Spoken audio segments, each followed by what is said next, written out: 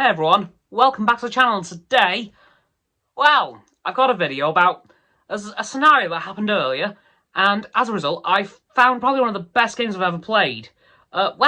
Christmas 2020, I got Star Wars Squadrons. I played it once, a couple of days after Christmas, and for some reason, didn't play it until today, because I was at home, day off work, because Thursday's my day off, and I wanted to go on the PlayStation. Unfortunately, everything that I would have originally wanted to play was all updating. Literally, there were 3 games that I would have probably wanted to play, but they were just all updating. Star Trek Online, to be specific, Avengers, and Genshin Impact, because I'm trying to get into that a lot, but I just don't have the time at the minute. But anyway, those were updating, and they're actually still updating right now at the time of recording this video. Big updates. So, I thought, hey, I haven't done this for a very long time. Let's play Squadrons. And I loaded it up. I then played 4 missions, one after the other. I love it. Now, for those of you who don't remember what Star Wars Squadrons is, as it came out a year and a half ago now, Star Wars Squadrons is a Star Wars dogfight / flight simulator in the Star Wars universe. It is set, and the game makes a lot of effort to tell you this, after the Battle of Endor. In fact, in the Imperial missions, they bring up the Battle of Endor every 5 minutes, so they just want to make sure that you don't forget when this is all happening. After the Battle of Endor, Vader and the Emperor are dead. Yeah, we got it. Cool. But the game itself is incredible. It's a brilliant story, as I said, set after Return of the Jedi. Don't forget that, because the game won't let you. And it covers the New Republic attempting to get something started called Project Starhawk. Now, about halfway through the game, we find out what that is, but I won't spoil that for you guys. On the Imperial side, you're trying to stop Project Starhawk.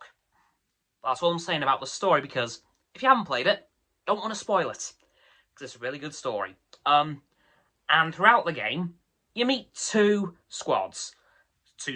You meet Vanguard Squadron on the New Republic side, who are a very, very well knit together team. They are very, very cool. And you play as the new recruit to the squadron. And on the Imperial side, you have Titan Squadron, who are very distant in comparison to Vanguard. And, much like on the New Republic side, you play the new recruits, who Captain Carroll knew from the prologues, because there are 2 prologue missions. First is the New Republic, and the second is the Imperial one. No, sorry, flip that around, and you get to learn the backstory to your character and your commanding officers in both of the factions. And there are so many ships. At launch, there were 8, 2 in each class, 1 for each faction, and I'm going to go over those right now. For the Starfighters, which are your all-around very good starships, you have the classics, the T-65B X-Wing, and the TIE Fighter. And for the Interceptors, you have the RZ-1 A-Wing, and the TIE Interceptor. For the Bomber class, you have the TIE Bomber, and the Y-Wing. But there were 2 other bombers added after launch. I'll get onto that in a moment. But for the support classes, you have the U-Wing and the TIE Reaper, both seen in Rogue One. And for the other 2 bombers, which they added after the game because there were so many people wanting them because they're iconic, the TIE Defender from Star Wars Legends and Rebels, and the B-Wing. And you get full customization over all of those ships. You get to choose their paint job, your little decorations inside your cockpit. You can have a crystal from crates, a Grogu statue, a Razor Crest statue, and a couple of other things, including, and I'm very excited about this because this could make it canon, a insignia from the Old Republic, not from the Galactic Republic. The Old Republic's in the Old Republic game, Old Republic. So I wonder what they're doing there. And you also get to fully customise your New Republic and Imperial pilots.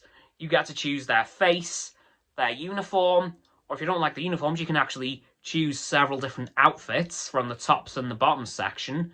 You can choose their helmets, their gloves, their stance even. You can choose victory poses, emotes, and you can also choose their voice.